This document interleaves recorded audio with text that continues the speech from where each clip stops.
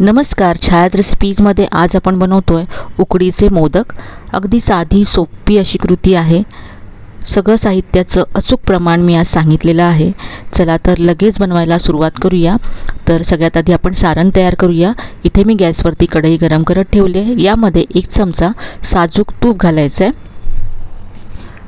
यानंतर इथे यामध्ये मी 1 कप किंवा 1 वाटी गूळ घालते। हा मी आधी चिरून घेतला आहे म्हणजे गूळ पटकन विरघळेल।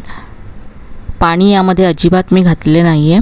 गॅसची फ्लेम अगदी मंद ठेवायची आहे आणि हा गूळ वितळून घ्यायचा आहे। तर इथे पहा गूळ पूर्ण वितळला आहे। यामध्ये आता किसलेलं ओलं खोबरं घालायचं आहे। इथे 2 वाटी आपल्याला खोबरं घालायचं आहे। 1 वाटी गूळ आपण घेतला होता किसून, त्यामध्ये 2 वाट्या किसलेलं ओलं खोबरं असं प्रमाण आहे। सगळं व्यवस्थित असं मिक्स करून घ्यायचं आहे। गूळ आणि खोबरं सगळं छान असं एकजीव करून घेतलं। यामध्ये आता अर्धा चमचा वेलची पूड घालायची आहे आणि हे सगळं आता ड्राय होईपर्यंत आपल्याला परतून घ्यायचं आहे। तर इथे आपलं सारण तयार झालं आहे। पहा पूर्ण ड्राय झालं आहे। आता आपण पारीसाठी पीठ तयार करूया। तर इथे आता मी पुन्हा कढई गॅसवरती गरम करत ठेवले। यामध्ये 2 वाट्या आपल्याला पाणी घालायचं आहे। या पाण्यामध्ये मी अर्धा चमचा साजूक तूप घातलं। याबरोबरच पाव चमचा मीठ घातलं आहे। आता पाण्याला उकळी काढून घेऊया। तर इथे पहा पाण्याला उकळी आली की यामध्ये 2 वाट्या तांदळाचं पीठ घालायचं आहे। 2 वाट्या आपण पाणी घेतलं होतं, तर त्यासाठी 2 वाट्या तांदळाचं पीठ असं प्रमाण घ्यायचं आहे। आता लगेचच आपल्याला हे असं मिक्स करायचं आहे। सगळं छान एकजीव केलं की गॅस बंद करायचा आहे।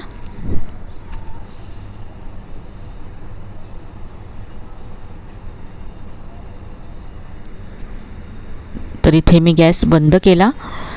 आता यावरती झाकण ठेवायचं आहे आणि असंच हे झाकून 5 मिनिटं ठेवायचं आहे। 5 मिनिटं झालेत। आता हे आपण परातीमध्ये काढून घेऊया आणि असं सॉफ्ट होईपर्यंत मळून घ्यायचं आहे। आता इथे मी एक छोटा गोळा घेतला, याचा आपण मोदक तयार करूया। तर इथे पहा अशा पद्धतीने याची वाटी तयार करायची आहे। गोळा घेतला, तो कडेकडेने मी असा वळत नेला आणि अगदी पातळ अशी ही पारी तयार करायची आहे। हाताला तेल लावून याला असा वाटीचा आकार द्यायचा आहे। इथे अशी ही वाटी तयार झाली आहे। यामध्ये सारण भरायचं आहे। इथे मी 1 ते 1.5 चमचा सारण यामध्ये भरते।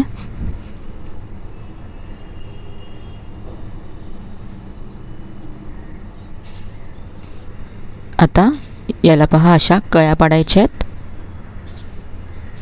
जवळजवळ पाडायच्या म्हणजे खूप छान दिसतो मोदक।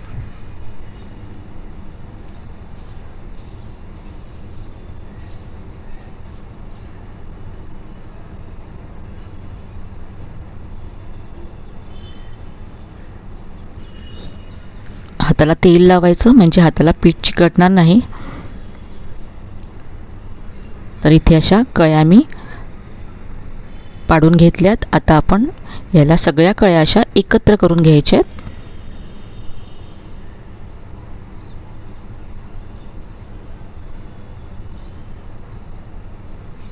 आणि एक्स्ट्राचं जे पीठ आहे ते काढून घ्यायचं आहे।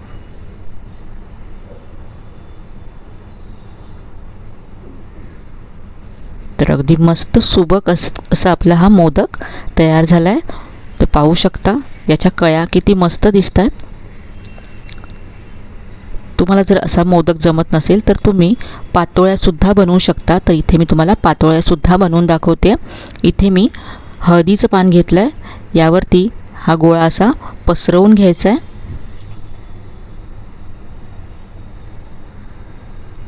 अगदी पातळ असं हे पसरवून घेतलं मी पीठ। यावरती सारण पसरवायचं आहे।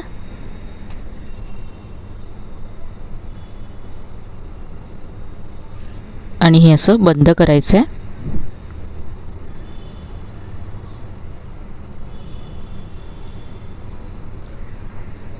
तर अशा पद्धतीने इथे मी आणखी तयार करून घेते. आता आपण वाफवून घेऊया. तर इथे मी पाणी गरम करत ठेवलं होतं, त्यावरती मी चाळण ठेवली आहे. त्यावरती या पातोळ्या ठेवायच्या आहेत आणि 7 ते 8 मिनटं वाफवून घ्यायचे आहेत. तर इथे पहा 8 मिनटं झाले आहेत आणि या पातोळ्या वाफवून तयार आहेत.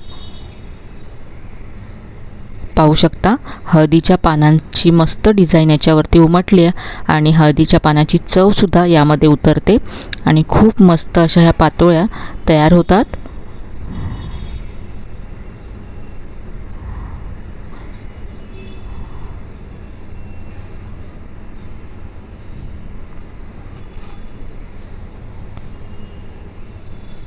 तुम्ही मोदक बनवू शकता किंवा अशा पद्धतीने पातोळ्यासुद्धा तयार करू शकता.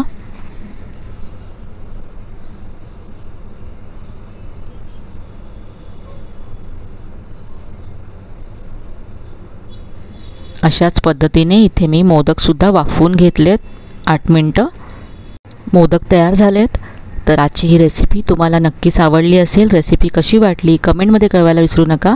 रेसिपी आवडली असेल तर व्हिडिओला लाईक करा, शेअर करा. चॅनलला अजून सबस्क्राईब केलं नसेल तर नक्की सबस्क्राईब करा.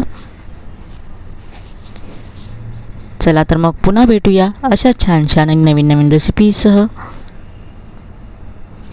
तोपर्यंत धन्यवाद.